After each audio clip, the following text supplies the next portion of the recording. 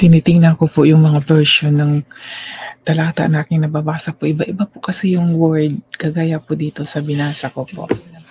Ay, ang sabi dito.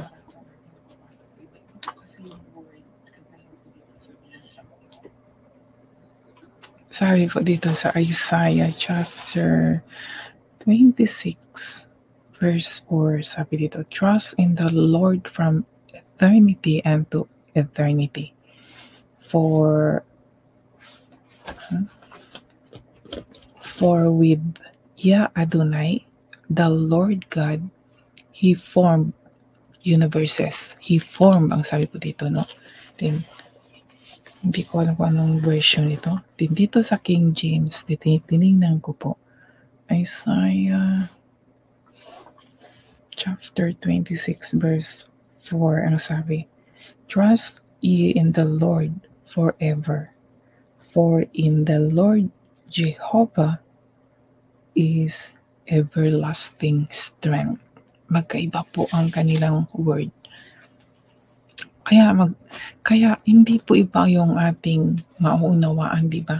Ay, hindi po parehas ang ating maunawaan kung ganito po ang word na masasabi natin dahil sinabi dito, form kasi, form universe, di ba? Iba yung form at saka strength. Ay, sabi nila, mas original ang King James. So, tiningnan ko kung itong nabasa ko, kasi maganda din itong word na nandito eh. Trust in the Lord from eternity unto eternity. For with Yah Adonai, the Lord God, He formed universes. Dito naman, sa King James, the number one version, ito ang pinaka-original, sabi nila. Isaiah chapter 26 verse 4, trust in the Lord forever. Diba? Sabi dito, trust in the Lord for eternity into eternity. So forever. And then, for in the Lord Jehovah is everlasting strength. Dito naman,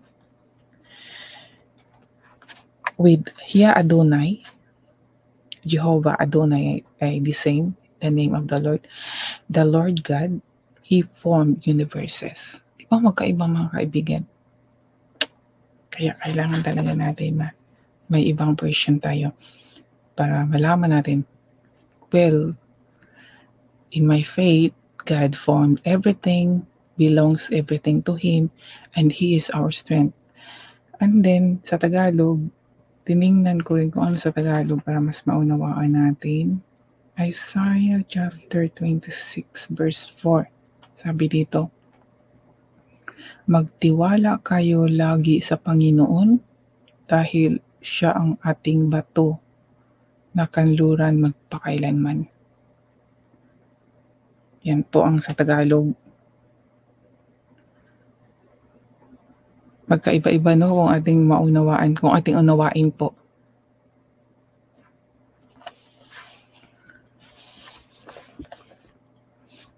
Pero sa aking naunawaan dito, kahit magkaiba pa sila, God is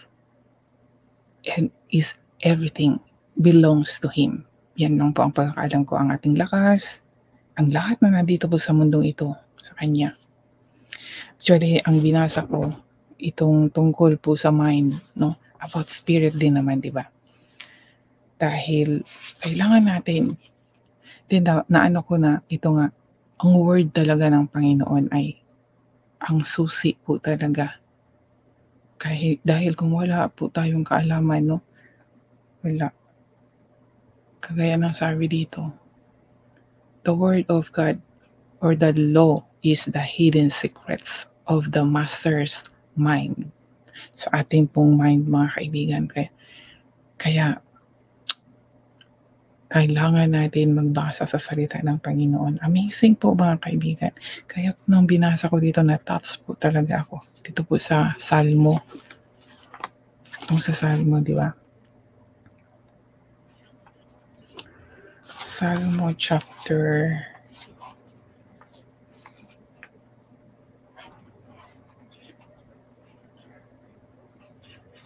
Salmo chapter 20.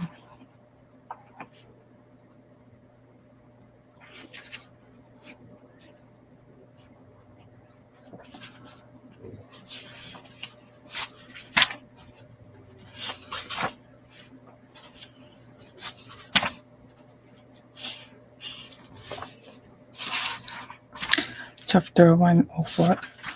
104.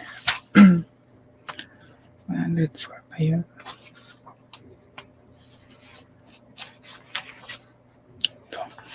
Itong 104. Pero ang namataan ko kasi itong 105. Sabi dito, siya ang Panginoon na ating Diyos. Siya ang humahatol sa buong mundo. Sa buong mundo po yan, mga kaibigan. So, buong mundo, lahat ng mundo, siya po ang hahatol. Actually, yung hinahanap ko itong sa chapter 4, sa chapter 104, ang hinahanap ko was, namataan ko itong chapter 105, verse 7. Na ano talaga sa ano, parang feel ko na tinuro sa akin ng Holy Spirit na basahin ko. Nung binasa ko, siya ang Panginoon na ating Diyos. Siya ang humahatol sa buong mundo. Connection po sa hinahanap kong verses at sa binasa ko mula po sa Psalm chapter 19, verse 7 to 11. Basahin ko po ha. Magkatugma po sila, mga kaibigan. Una po kasi hinahanap ko itong sa 104 verse 27. Magkaano din sila, magka-connection. Lahat ng inyong nilikha ay umaasa sa inyo ng kanilang pagkain sa oras na kanilang kailanganin. O diba, connection, kahit na dito ang sabi, humahatol sa buong mundo. Siya ang Panginoon nating Diyos, siya ang humahatol sa buong mundo.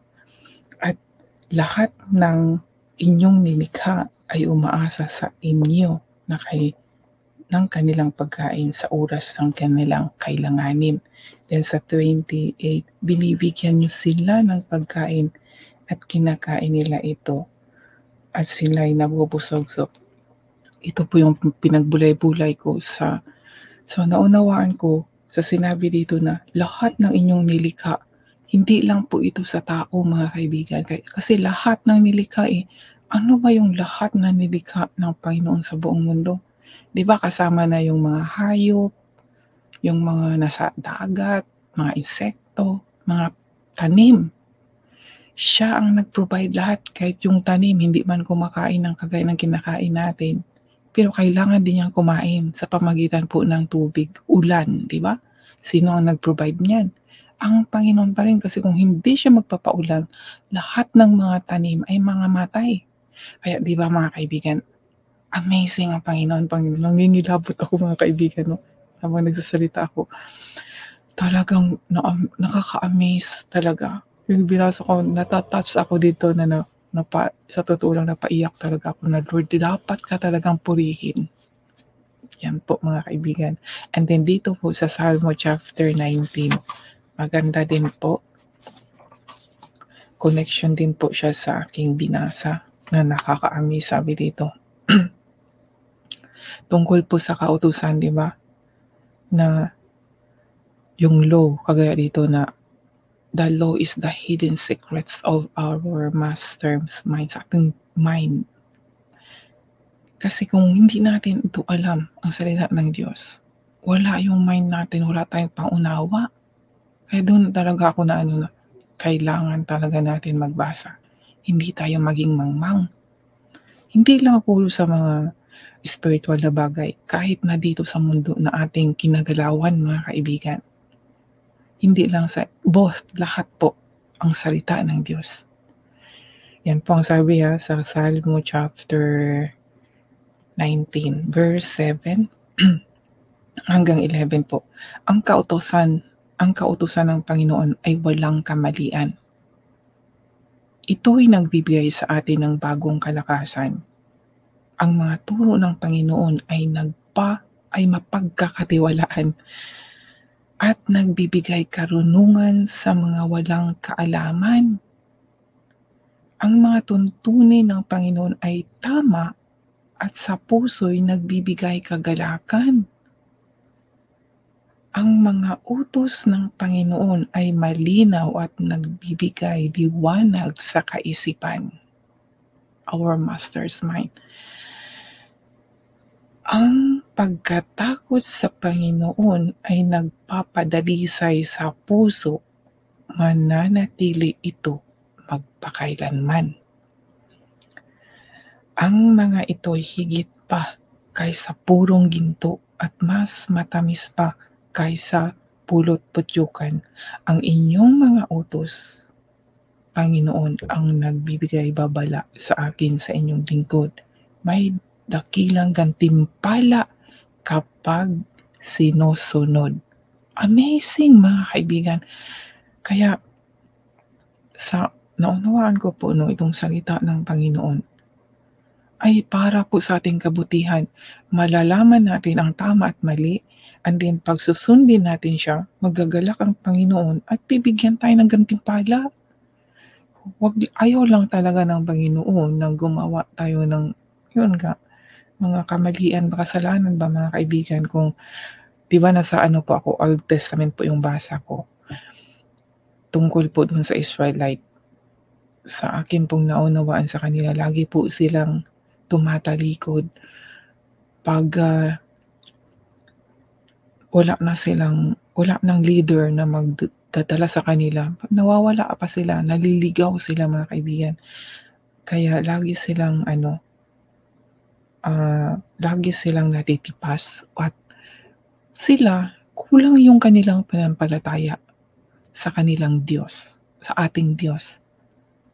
Kasi pag nakaranas sila ng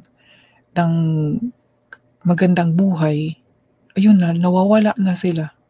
Na hindi nila alam yung nagbibigay sa kanila ng magandang buhay ang Panginoon. Kaya yun, sumasamba sila ng ibang Diyos-Diyosan. At pag sila ay naghihirap, yun, tumatawag sila uli sa kanilang Diyos. Diyos natin. Yun, mga kaibigan. Kaya dapat tayo, kung meron man tayo masagana man o hindi masagana, straight lang tayo, focus sa ating Panginoon.